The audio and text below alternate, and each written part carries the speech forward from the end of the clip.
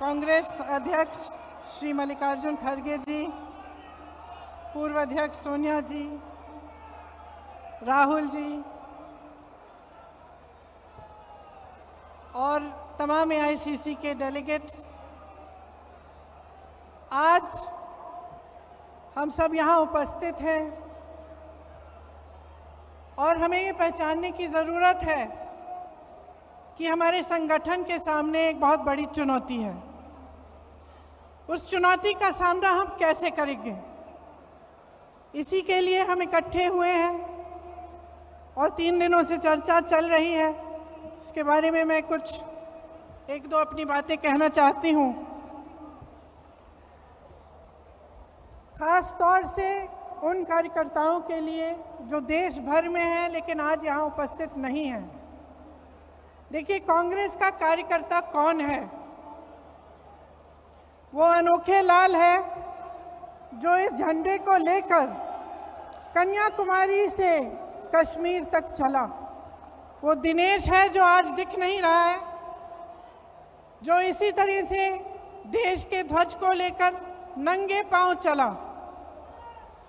कल किसी ने नसीब पठान जी का नाम लिया, उत्तर प्रदेश के एक नेता थे। आजीवन कांग्रेस के प्रति उन्होंने निष्ठा दिखाई। उसी तरह से मैं कई नाम ले सकती हूँ। कल जब शोक प्रस्ताव हुआ, ईश्वर चंद शुक्ला जी का नाम नहीं लिया, लेकिन ईश्वर चंद शुक्ला जी, उनको टिकट नहीं मिला चुनाव में, फिर भी वे प्रचार किए और प्रचार करते करते उनका देहांत हुआ। मैं पच्चू पासी का नाम ले सकती हूँ, जो रोज सुबह वही सफ़ेद जूते पहनकर गांव-गांव जाते थे, कांग्रेस के लिए प्रचार करते थे, कांग्रेस का झंडा फहराए रखे। उनका भी देहांत हुआ। यूपी में हम मजाक में कहते हैं कि एक लाइफ लॉन्ग कांग्रेस सफरर होता है। जो यूपी के कार्यकर्ता हैं ये समझेंगे ये बात। जो कार्यकर्ता आजीवन अपने वजूद के लिए संघर्ष करता है, वो मैं आज थोड़ा उसके पक्ष में बोलना चाहती हूँ। और मैं कहना चाहती हूँ कि जब भी हम ऐसे इकट्ठे होते हैं तो हम नए नए प्रस्ताव लाते हैं और ये सही है।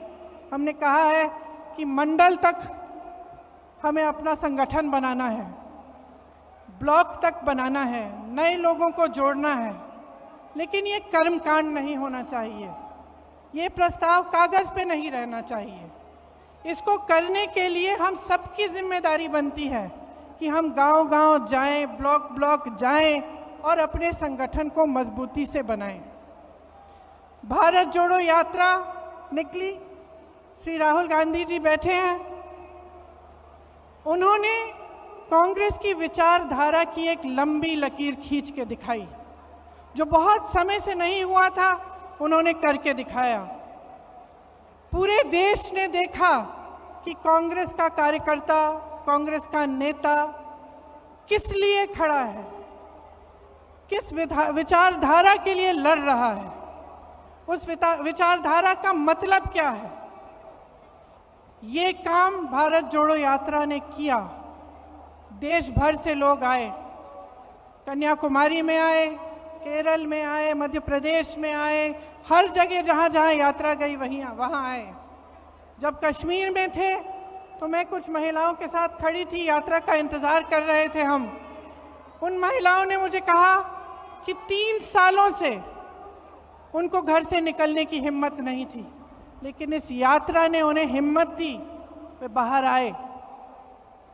तो ये हिम्मत दिलाना, ये हम कांग्रेस जनों का काम है, जो समझ रहे हैं कि देश में गलत हो रहा है, जो देश की राजनीति को देखकर समझ रहे हैं कि जो हो रहा है वो ठीक नहीं है। उनको एक प्लेटफॉर्म देना, उनकी आवाज़ को बुलंद करना हमारा काम है। जो नहीं समझ रहे हैं उन्हें भी समझाना, उनके पास जाना हमारा काम है। तो ये एक बहुत बड़ी जिम्मेदारी है। हमें अपने गिले शिकवे अलग करने पड़ेंगे, एकजुट होकर लड़ना पड़ेगा। हमें दिखाना पड़ेगा इस देश को कि आज नौजवानों के पास रोजगार नहीं है।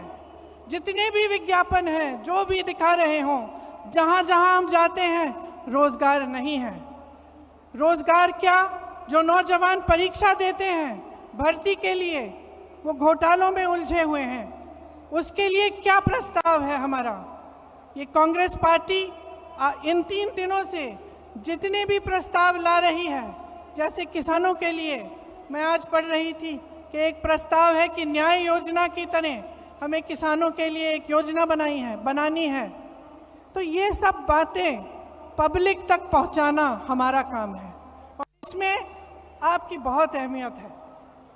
तो एक साथ हमें काम करना पड़ेगा, चाहे महिलाओं के लिए, उनके विकास के लिए, चाहे ये समझाना कि जबकि देश का किसान आज कर्ज में डूब रहा है, मुश्किलों से घिरा हुआ है, लेकिन जमीन प्रधानमंत्री जी अपने दोस्तों को मुफ्त में दिलवा रहे हैं। आज हमें देश को दिखाना पड़ेगा कि किस तरह कुछ गिने चुने उद्योगपति आगे बढ़े जा रहे हैं, उनकी आमदनी दुगनी 3 गुना बढ़ती जा रही है और किसान की आमदनी कम होती जा रही है, नौजवानों के रोजगार कम होते जा रहे हैं, महंगाई बढ़ती चले जा रही है, किसानों को कर्ज माफ नहीं होते लेकिन बड़े बड़े उद्योगपतियों के होते हैं। ये सब बातें हमें पब्लिक में ले जानी है। अब हमारे पास सिर्फ 1 साल बचता है, हमसे उम्मीदें हैं। ये उम्मीद है कि हम एकजुट हों, कि जितनी भी पार्टियां हैं, जितने भी दल हैं, जितने भी लोग हैं जिनकी विचारधारा इनसे विपरीत है, वो आगे आए, एकजुट होकर लड़ें। सबसे उम्मीद है, लेकिन सबसे ज्यादा उम्मीद कांग्रेस पार्टी से है आज। और मैं जानती हूं कि हम इस उम्मीद पर खरे उतर सकते हैं कि आपकी मेहनत से, हमारी मेहनत से, हमारी एकजुटता से, हमारे समर्पण से और अपने संविधान के प्रति हमारी निष्ठा से हम सब इस काम को करके दिखा सकते हैं। तो आज जब आप यहाँ से जाएंगे, घर घर जाएंगे, अपने अपने क्षेत्र में जाएंगे, तो आप नए लोगों को जोड़िए। नए लोग जुड़ते कैसे हैं? विचारधारा से जुड़ते हैं, जज्बातों से जुड़ते हैं और आपका मिसाल देख के जुड़ते हैं। तो हमें मिसाल बनना चाहिए कि राजनीति कैसे होनी चाहिए, किस तरह से हमें अपनी राजनीति करनी है। जब जब चुनाव आता है तो ऐसे मुद्दे उठते हैं जिससे जनता का कोई मतलब नहीं है। क्यों कह रही हूं कि मतलब नहीं है? क्योंकि जब रोजगार की बात होती है, युवाओं की बात होती है, महंगाई की बात होती है, तो इन मुद्दों पर चुनाव लड़े जाने चाहिए कि किस तरह से विकास होगा, भविष्य में हम क्या प्रस्ताव रख रहे हैं, कौन सा सकारात्मक कदम हम उठाने जा रहे हैं। ये हमारी राजनीति होनी चाहिए। और आजकल की जो राजनीति है, जो देश का माहौल है, जो नकारात्मक है, उससे हमें ऊपर उठना पड़ेगा और हमें सकारात्मक तरह से भविष्य के लिए अपने प्रस्ताव रखने पड़ेंगे और अपनी बात रखनी पड़ेगी। मुझे पूरी उम्मीद है कि हम इस लड़ाई में सफल होंगे, क्योंकि हम मजबूत हैं।